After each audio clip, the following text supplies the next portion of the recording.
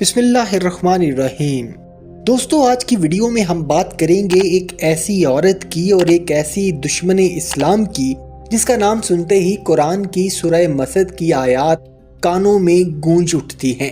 وہ عورت جو نہ صرف رسول اللہ صلی اللہ علیہ وآلہ وسلم کی شدید ترین مخالف تھی بلکہ اسلام کے ابتدائی دور میں مسلمانوں پر ظلم و ستم کرنے والوں کی صف اول میں کھڑی تھی۔ آج کی ویڈیو میں ہم آپ کو لے کے چلیں گے اس دور میں جب اسلام اپنے ابتدائی مرحلے میں تھا مگر دشمنی اپنی انتہا پر، اور اس دشمنی میں سب سے آگے ابو لہب اور اس کی بیوی ام جمیل تھی۔ ناظرین، ام جمیل کا اصل نام عروہ بنت حرب تھا۔ وہ عرب کے ایک طاقتور قبیلے بنو امیہ سے تعلق رکھتی تھی، اور یہی نہیں، وہ کسی عام خاندان سے نہیں تھی بلکہ ابو سفیان کی بہن تھی۔ یعنی عرب کی اس دور کی اشرافیہ، طاقت، اثر و رسوخ سب کچھ اس کے پاس تھا۔ اس کی شادی ہوئی عبد الاعزیٰ کے ساتھ جو بعد میں ابو لہب کے نام سے پہچانا گیا۔ وہی ابو لہب جس کا ذکر اللہ تعالیٰ نے قرآن مجید کی سورہ مسد میں ہمیشہ کے لیے ذلت کے ساتھ محفوظ کر دیا۔ یعنی ام جمیل صرف رسول اللہ صلی اللہ علیہ وآلہ وسلم کی پھوپھی زاد ہی نہیں تھی بلکہ تاثیر کے لحاظ سے قریش کے بڑے گھروں کی پروردہ عورت بھی تھی۔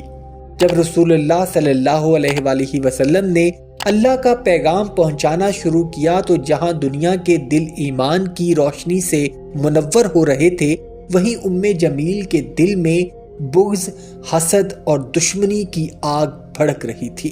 اس کے شوہر ابو لہب نے تو کھلم کھلا دشمنی اختیار کی، مگر اس کی بیوی ام جمیل نے دشمنی کو ایک مشن بنا لیا تھا۔ وہ بازاروں میں جاتی اور رسول اللہ صلی اللہ علیہ وآلہ وسلم کے پیچھے پیچھے لوگوں سے کہتی کہ یہ جادوگر ہے، شاعر ہے، نعوذ باللہ جھوٹ بولتا ہے، استغفر اللہ۔ لیکن یہ سب کچھ کم تھا۔ اس نے ایک ایسا کام شروع کیا جس کا تذکرہ آج بھی دل لرز اٹھتا ہے۔ ام جمیل رات کے اندھیروں میں نکلتی تھی اور مکہ کی تنگ گلیوں میں خاردار جھاڑیاں اور کانٹے بچھا دیتی تاکہ جب رسول اللہ صلی اللہ علیہ وآلہ وسلم فجر کی نماز کے لیے جائیں تو ان کے نالین میں، ان کے قدم مبارک میں یہ کانٹے چبھ جائیں، نعوذ باللہ۔ ناظرین، ذرا سوچئے، جس ذات کے لیے زمین و آسمان بنائے گئے، جو دنیا کے لیے رحمت للعالمین بنائے گئے، اس دنیا کے سب سے سچے، سب سے نرم دل اور سب سے پاکیزہ انسان صلی اللہ علیہ وآلہ وسلم، ان کے لیے کوئی اتنی صفاکی کا سوچ بھی کیسے سکتا ہے؟ لیکن یہ تھی ام جمیل جو دشمنی میں اندھی، تکبر میں ڈوبی اور حق سے شدید نفرت کرنے والی عورت تھی۔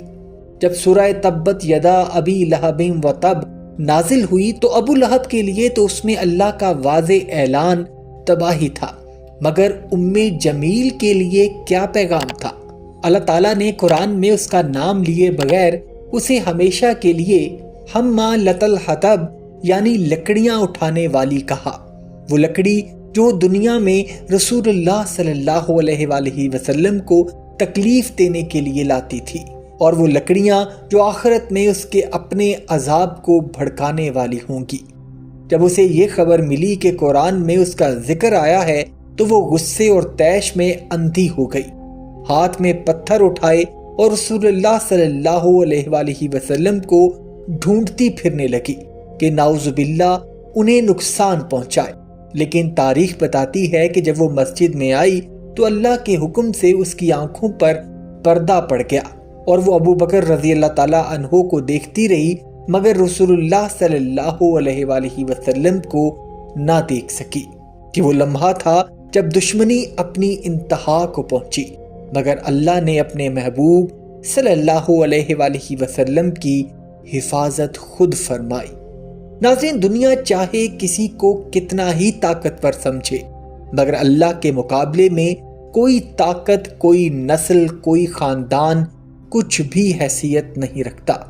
ام جمیل اور ابو لہب دونوں نے اسلام کی مخالفت میں اپنی زندگیاں جھونک دی، مگر آخر میں وہ دونوں مکہ میں لوگوں کی نظروں میں ذلیل ہو کر مرے اور ان کے گھر کی آگ، ان کے دل کی آگ، ان کے انجام کی آگ سب ایک تاریخ بن گئی۔